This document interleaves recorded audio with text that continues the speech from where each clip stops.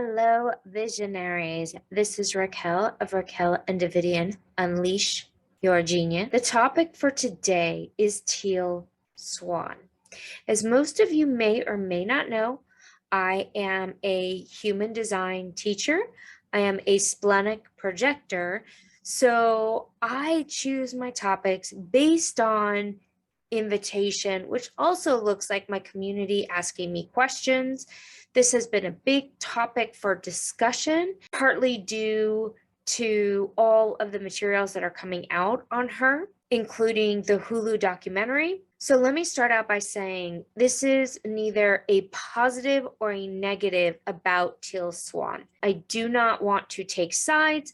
I'm not going to go through all the details. Hearing from my community, there are a lot of people that have had a lot of trauma in their past, and she is the person they believe that has really helped them. So there are a lot of people that have had a lot of help with her work. There's also a huge contingency of people that feel her practices are dangerous, that perhaps she's holding more of a dark energy. One of the gifts of human design is that we get to observe through aura mechanics. It's not personal, it's observation. I'm not trying to make a point. I'm not trying to prove my point. I'm not trying to say that I'm right or I know something that other people do not know. As a human design teacher, what I love to do is show people ways to perceive the world so they have clarity. Many people are looking for spiritual teachers. They're looking for wisdom to get out of pain, to get out of suffering, to have more direction in their life.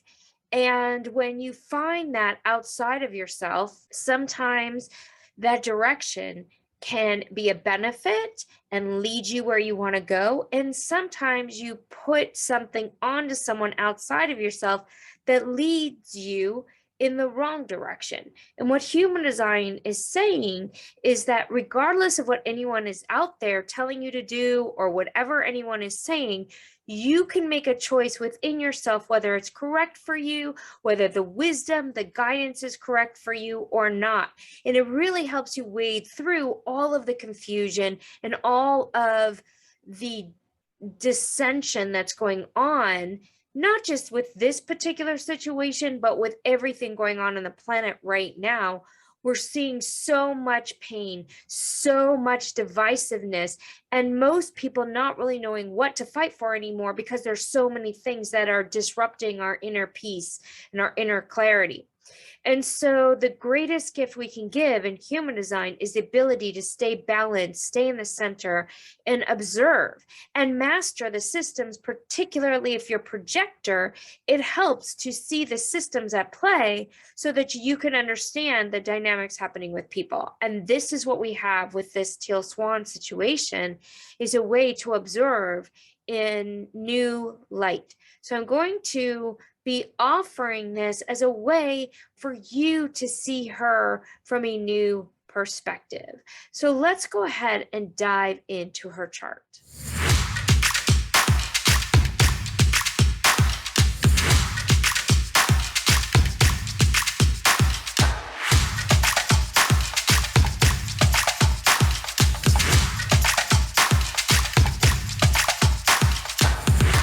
So the amazing thing we see right off the bat about Teal Swan is that she is a reflector. For those of you who are new to human design, reflector is the most rare type. But contrary to common belief, this does not make her more special than anyone else. There is not any type that is more special than any other type. There are a lot of things that are rare in the chart, not just type. If you see quadruple splits, that's rare. If you see certain configurations, that's rare. There are so many formulations in a chart. There is the base, the tone, the color that goes deeper and deeper in variations. And so we learn in human design to recognize our uniqueness and honor that not to put anyone above anyone else or make anyone more special based on their chart. The other thing I heard many people saying is, oh, she's a reflector, so everyone's projecting onto her. Now, that is not entirely true. So there is a projection field, and that is more with the line 5s, or even the line 2 has a projection field, but she's a 4-6 profile. That is not typically where people are projecting onto you. As a reflector, she herself, her behavior, her communications, who she is as a person is a reflection of the environment with which she's in, the world with which she lives in. So we could say that Teal Swan is a reflection of the spiritual teacher, guru, leader in the new world of online YouTube stardom. She's reflecting the health of that reflection, that experience of whatever she is sharing, however she is bringing her knowledge forward, and how you are receiving it is based on you. And so if it is information that you need in that moment, your inner authority will give you the or the correctness, or it will tell you or the wrongness based on your inner authority. The other thing that human design teaches us is that no one has the power over you. No one has the power over your sovereign decision making, and everyone's sovereign decision making should be honored. So if there is a force that is imparting wisdom and telling you what to do, it takes away your power. I'm not saying she's doing this. I think maybe some of her videos she does this, maybe she doesn't. I am not certain of that. I think it's possible in her inner circle. She may claim to give everyone the sovereign choice, but there are a lot of conditions that she places on people. So the non-negotiables that were spelled out in the Hula documentary, she doesn't address those problem areas. And when you're talking about a non-negotiable, you're saying this is the decision that you need to commit to for all the time that you're working with me. And it doesn't allow for each person to be in their sovereign inner decision making in the moment. And so according to human design, that would be giving away your sovereign inner authority. That doesn't take away from you as a person listening to her video and getting something from that information if you feel that that's correct for you. It just needs to be said. So the fact that she is a reflector, she does know this. I have heard her talk about being a reflector in human design and comparing it to the specialness of the 1%. Again, like I said, we're all special. Each chart is special, but she is aware that she is mirroring. There are a couple other famous reflectors. There's Michael Jackson, who also is a great talent, who reflected to me the health of the music industry, which showed how unhealthy the music industry really was, based on just the facts of his plastic surgery, dying as a drug addict, not even bringing in all of the other controversy around him. There is another reflector, famous reflector, is Alma. If you don't know who she is, she's known as the Hugging Saint.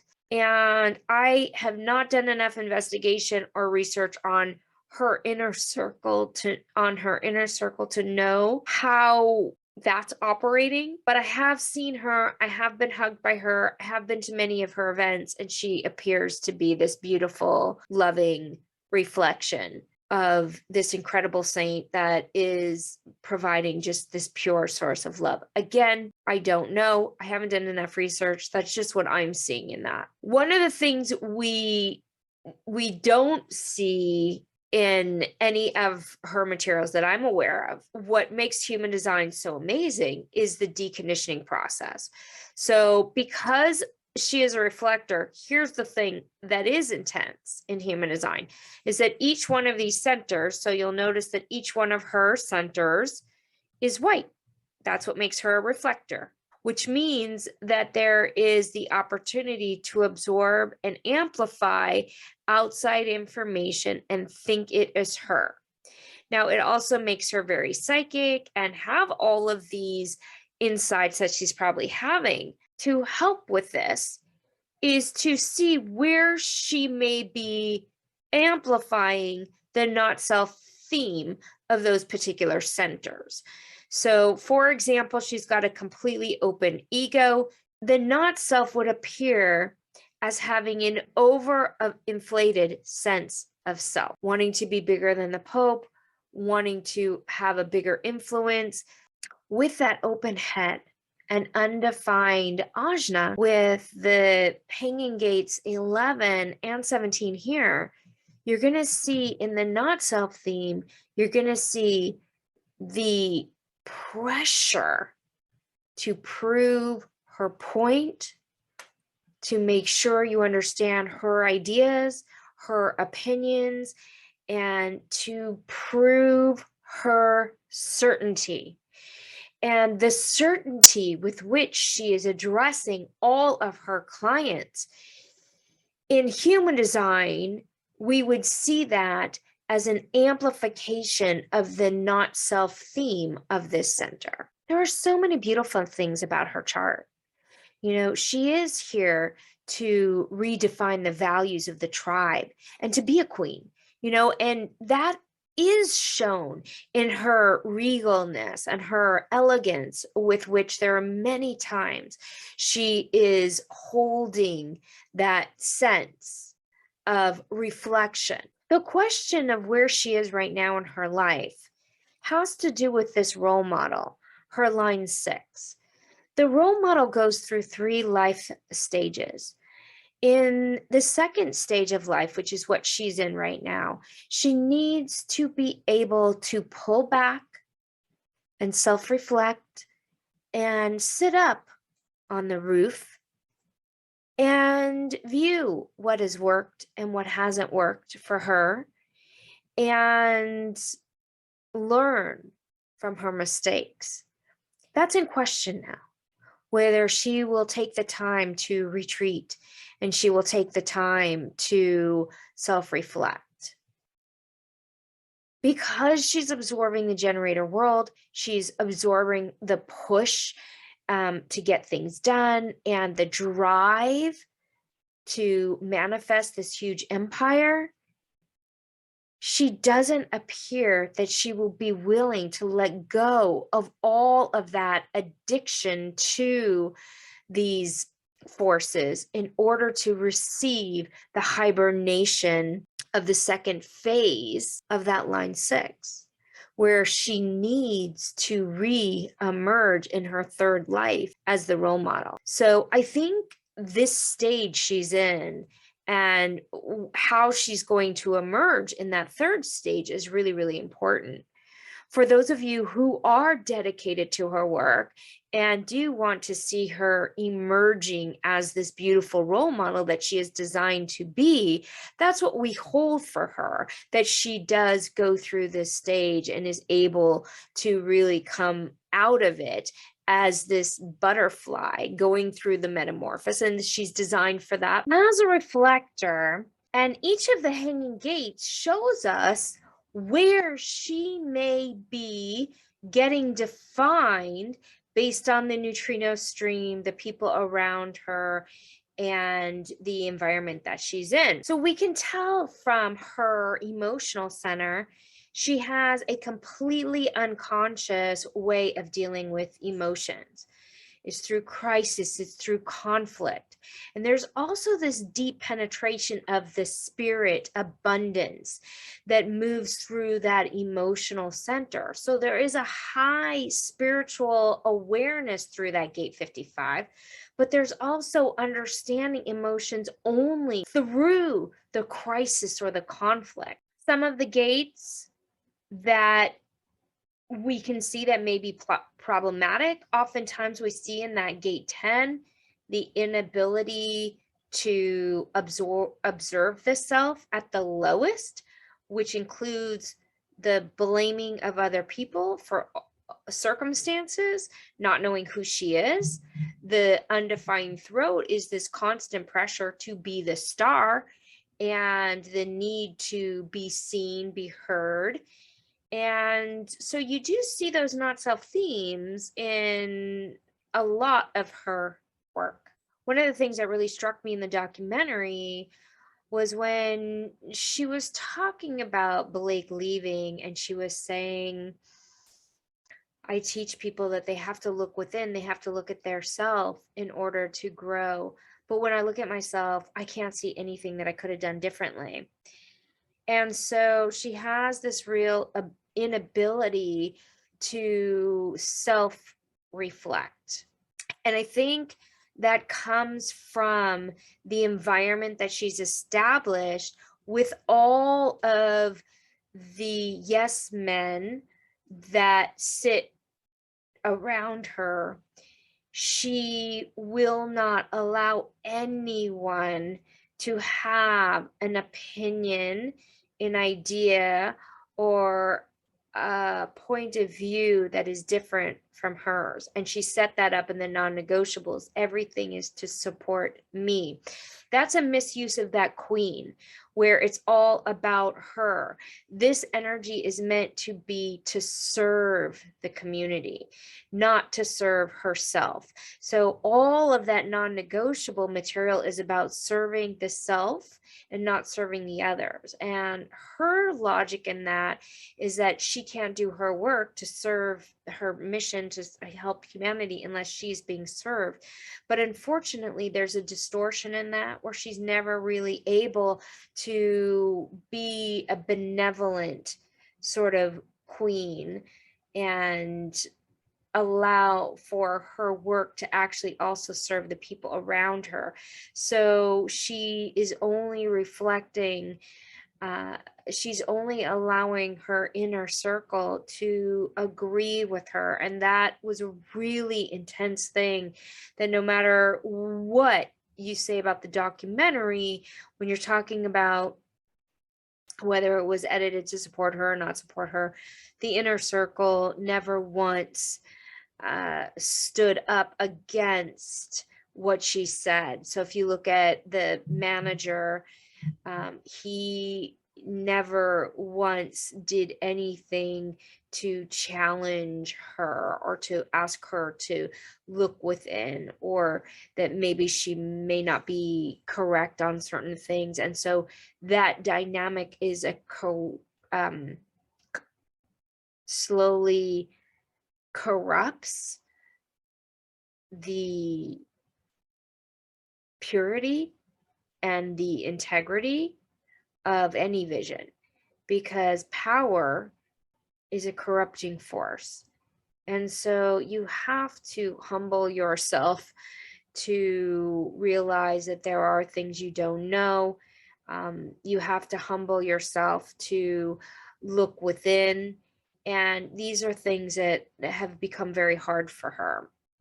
We see also that gate 44, which in human design is often said to be the sleazy car salesman, where you know exactly what to say to get exactly what you want. And so this energy circulating throughout her chart may allow her to bend the truth for her own desire, that in its lowest form can easily manipulate truths to benefit her.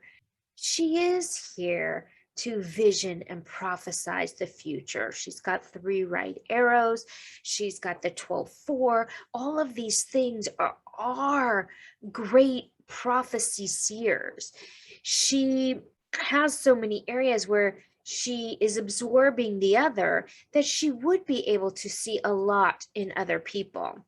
She is here to change things with that energy of mutation. She is here to be creative and to learn what is worth fighting for and what is not. She knows subconsciously what is needed to make corrections. Now, the history of abuse, being a completely open heart, an open ego. Any abuse is amplified with this configuration. The healing of what she may have been through is probably a very complex and arduous path. I have seen videos where her parents do apologize for putting her in the hands of unsafe people. Now, there's a lot of talk about her therapist, Barbara Snow. It's interesting if you research that just a little bit, the retrieval of repressed memories, how that is a practice that most therapists do not adhere to at this time. I do have my master's degree in spiritual psychology, which you will notice that I love to look at the psychology of different people through the human design lens, because spiritual psychology really is such an incredible tool. I use it in a lot of my teachings and with my clients, and it really is incredibly helpful. A lot of the material that she talks about, her process, some of those things are similar to what is taught through different spiritual psychology techniques, including slants on Gestalt, but also inner child healing, where you go through parts of yourself and you reformat memories through self-love. You work on things that have triggered you. And so these techniques have been proven to do a lot of healing. But one of the things in my master's degree, they talked about is if you don't have a memory of a past life, or if you don't have a memory of abuse, it's best not to be digging into that to try and pull it up, because you want to deal with what's present. If you have trauma, then that trauma will show up in repeat patterns in your life presently. And that's what you want to deal with, what is present. Sometimes when you go back into those traumas, it can re-traumatize you. Now, in Joe Dispenza's live events, he actually puts the EEGs on the brain to show you what's happening in the brain when you are meditating or when you are visualizing past traumas and going back through the trauma. And according to him, he feels that when your brain is going through those traumas, that it actually disrupts the harmony of the brain and isn't something that does ultimately lead to healing in his discoveries. Now, I'm not saying I know what is right and what is wrong. I know that having a place, if you've been through extreme trauma and you need someone who can understand that, I know having that level of understanding is really, really valuable. All I'm saying is that this is a complicated study. We still haven't mastered how to heal past traumas across the board. A lot of people have been through the various different therapists and psychotherapy and psychology and psychiatry and not gotten anywhere. I do know that I've seen with my spiritual psychology at the University of Santa Monica, I've seen healing, I've seen people grow, I've seen a lot of people move through deep, deep, dark traumas of the past. I do recommend them if you are suffering from any type of trauma that you want healing. I recommend them. I also recommend Joe Dispenza's work. He is shown to do a lot of great healing, particularly with illness. But it is really important to research and to go into the level of healing that is going to work for you. And it's also important for all of us as a spiritual community to hold our leaders accountable to discuss what's going on without being judgmental, because I do think that Teal Swan is super intelligent. She is articulate. She has helped a lot of people. She's said a lot of things that is very valuable. However, I do think it's important to discuss when someone is gaining a lot of power, to make sure that the spiritual community knows who they're giving their power over to. I did a video on John of God. I'll put it in the links below. He exemplifies the greatest distortion of our spiritual leadership that I've witnessed in my lifetime. It made me really want to commit to shining the light on spiritual leaders who have gained great amount of power, so that we can, as a spiritual community, be able to awaken and heal and provide safe space for all of the community to grow, by really making sure that we assist each other in seeing clearly, in seeing what we need in order to self-actualize, in knowing that you have all of the tools within you, that you are ultimately your own guru. And yes, it does help to have sometimes a teacher or guidance or support, and to make sure that we have sense making and discernment on our leaders. We have a safe community environment that we can all grow and share in. So that was my intention of this video. I hope it was helpful. I'm sure there are